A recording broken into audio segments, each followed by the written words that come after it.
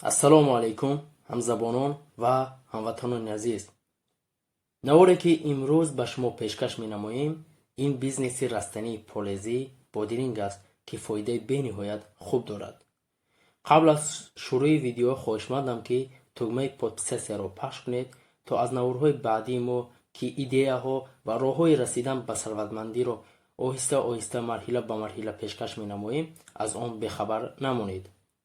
анакнун таваҷҷӯҳ мекунем, хубии чунин намуд растанӣ дар он аст, ки беш аз 5-6 моҳ ҳосил медиҳад.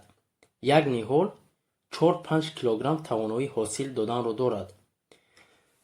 биёед акнун ҳисоб мекунем, ки чӣ қадар фоида аз ин гуна маҳсулот аст. дар як содиқ чӣ қадар ниҳол бояд шинонд, чӣ гуна ниҳолро бояд шинонд, аз 10 содиқ чӣ қадар маблағ ба даст овард. ин гуна саволҳо ва дигар масъалаҳоро посух ва дида мебароем. анакнун диққат кунед ба нақшаи мо. дар аввал нақшаро ба таври чунин тасвир мекунем дар коғаз. дар ин ҷо аслан мо як содиқро гирифтагием. чуне ки аз нақша маълум аст, дар як содиқ 12 ҷӯяк рост меояд.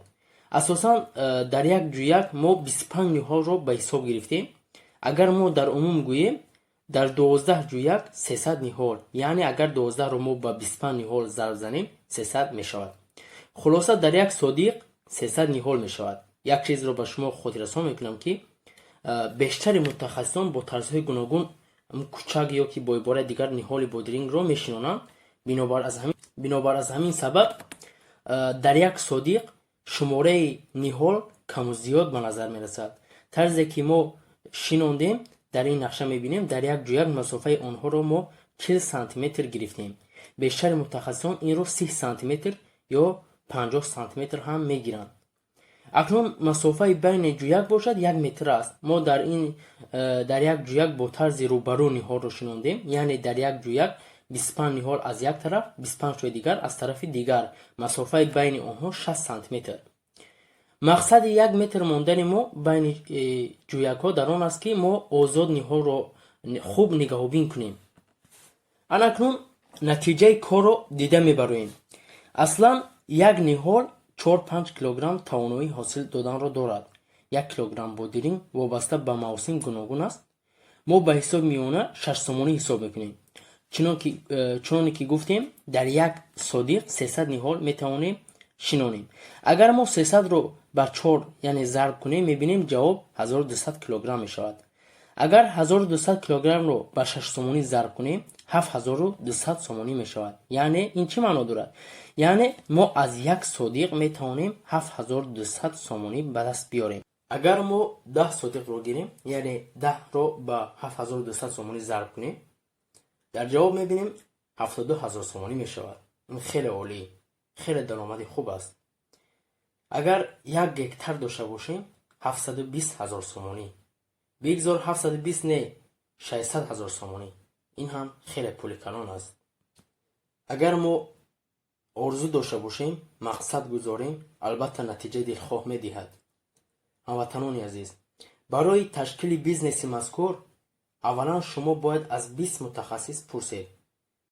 фаромӯш накунед, ки сорт ё бо ибораи дигар навъи чунин растании полезӣ нақши асосиро мебозад барои парвариши чунин зироат. зеро ки агар дар интихоби сорт агар мо ҷиддӣ рафтор кунем, мо албатта ҳосили хуб, даромади хуб ба даст меорем. бизнесе ки мо гуфтем, дар шароити гармхона дида баромадем, лекин шумо як гармхона месозед, дигар то чанд сол онро метавонед самаранок истифода карда даромади хуб ба даст оред. биёед акнун маълумоти пурраро доир ба парвариши ин растании полезӣ пешкаш мекунем. бо диққат гӯш кунед. бодиринг растании яксолаи алафӣ буда, аз оилаи кадӯҳои пояҳояш печанда мебошад. бодиринг зироати гармӣ ва намидӯст аст. тухмияш дар ҳарорати аз 12-15 градуси селсия баланд месабзад. барои сабзеш ва инкишофи он ҳарорати 28-32 градуси селсия мусоидтарин мебошад. дар ҳарорати аз ин паст сабзиш ва инкишофи он суст дар ҳарорати 10 градуси селсия қатъ мегардад. дар ҳарорати 1 1.5 градус Цельсия нобуд мешавад. барои бодиринг 85-90% намии ҳаво ва 75-85% намии хок барои сабзиш мусоидтарин аст. дар ҳавои хушку гарм палаки он суст месабзад, ҳосилбандиаш кам шуда баъзан хушк мешавад. барои бодиринг 85-90% намии ҳаво ва 75-85% намии хок барои сабзиш мусоидтарин аст. дар ҳавои хушку гарм палаки он суст месабзад, ҳосилбандиаш кам шуда баъзан хушк мешавад. бодиринг хусусан дар давраи ҳосилбандӣ ба об серталаб мешавад. барои коридани бодиринг хоки ковок, ҳосилхез, серпору, сернам ва оби зери заминаш чуқур интихоб карда мешавад. бодирингро дар заминҳои аз картошка, карам, сабзӣ, лаблабӯи холишуда, хусусан агар ин зироатҳо дар заминҳои серпору парвариш ёфта бошанд, коштан хуб аст. бодирингро баъди зироатҳои кадугии коридан мумкин нест. бодирингро дар ҳамон як майдон баъди 2-3 сол коридан мумкин аст. майдони бодирингкориро тирамоҳ дар чуқурии 27-30 см шудгор карда, ба ҳар як гектар 30-40 тонна пору барои як сотиқ бошад 300-400 кг, барои як гектар 200-300 кг суперфосфат ва барои як сотиқ бошад 2-3 кг ва барои як гектар 100-150 кг нуриҳои калигӣ барои як сотиқ бошад 1-1.5 кг андохтан лозим аст. дар шароити заминҳои хурди хона аввал заминро аз боқимондаҳои зироати пешинакиш тоза карда, ба замин пору ва 70% суперфосфат ва нуриҳои калигиро андохта заминро бо бел чапа кардан лозим аст. баҳор пеш аз кишт замини чапакардашударо мулоим карда тахту ҳамвор карда ҷӯякҳоро барои шинодан кашидан лозим. дар Тоҷикистон навъҳои зерини бодиринг ноҳиябандӣ карда шудаанд. беназир, марғелонии 822, ҳисории 132, конкурент ва ғайраҳо. инчунин ба Тоҷикистон аз тарафи соҳибкорони маҳаллӣ навъ ва дурагоҳҳои зиёд ворид карда шудаанд, ки бисёрии онҳо ноҳиябандӣ шудаанд. барои кишти деҳқонон метавонанд дурагоҳҳои саафа, суперина, аякс ва солнечни 35ро истифода баранд. бисёр хуб мешуд агар ҳангоми интихоби тухмӣ деҳқонон аз мутахассисони соҳаи кишоварзии маҳал маслиҳат ва тавсия мегирифтанд. муҳлати кишт, тариқи шинодан ва меъёри кишт дар шароити Тоҷикистон бодирингро баҳор ва тобистон мекоранд. бодиринги кишти баҳориро тару тоза истеъмол мекунанд, кишти тобистонаро бошад ҳам тару тоза истеъмол мекунанд ва ҳам дар намакоб мехӯбонанд. бодирингро аз тухмӣ дар вилояти Хатлон минтақаи Қурғонтепа даҳаи 2 моҳи март, минтақаи Кӯлоб ноҳияи водии Ҳисор ва вилояти Суғд даҳаи 3 моҳи март ва даҳаи 1 моҳи апрел мекоранд. бодиринги тобистонаро даҳаи 2-3 моҳи июн ва даҳаи 1 моҳи июл мекоранд. ҳангоми дастӣ шинодани тухмӣ васеъгии пуштаҳо 140 см шуда аз ду тарафи он тухмиро мекоранд. барои як гектар 45-50 ҳазор ниҳол сабзонидан лозим аст. меъёри кишти тухмӣ ҳангоми кишти баҳорӣ 3 кг дар як гектар, ҳангоми кишти тобистонӣ 4 кг дар як гектар ташкил медиҳад. чуқурии зери хоккунии тухмӣ дар хокҳои сернам ва вазнин 3-4 см, дар хокҳои бештар хушк ва сабук 5-6 см аст.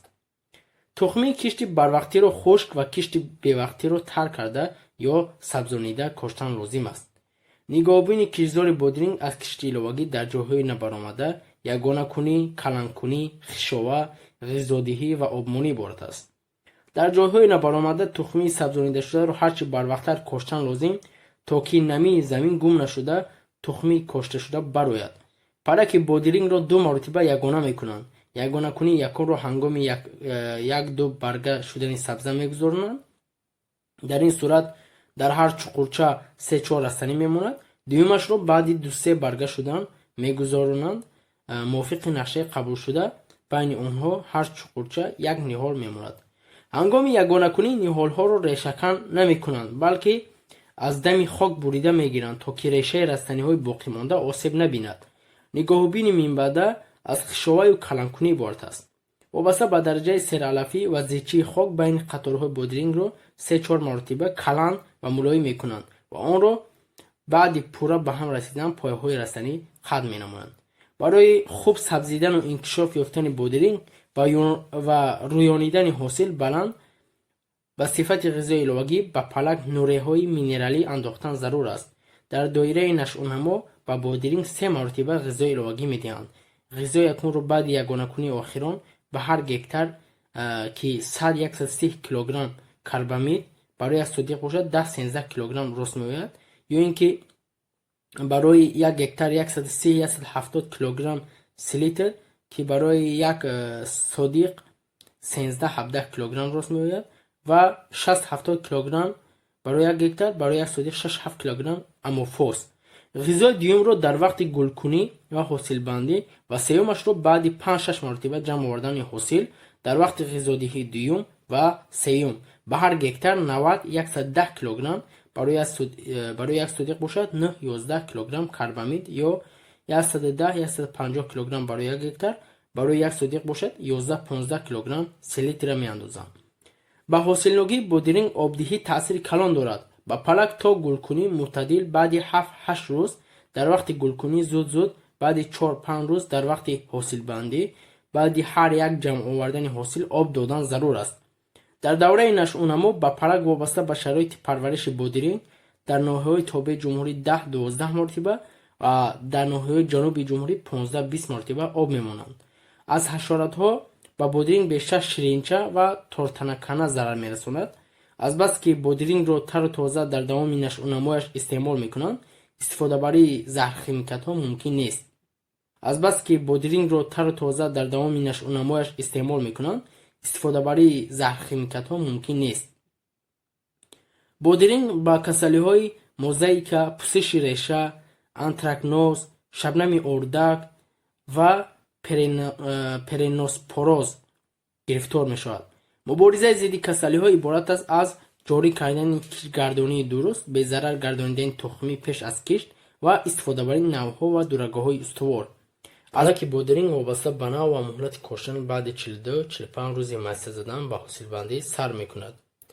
ҳосилро бо эҳтиёт чидан зарур. барои канда гирифтани ҳосил шохаи ниҳоро накашида, балки бо сарангушт думчаи ҳосилро пахш карда мекананд, ки думча дар палак мемонад.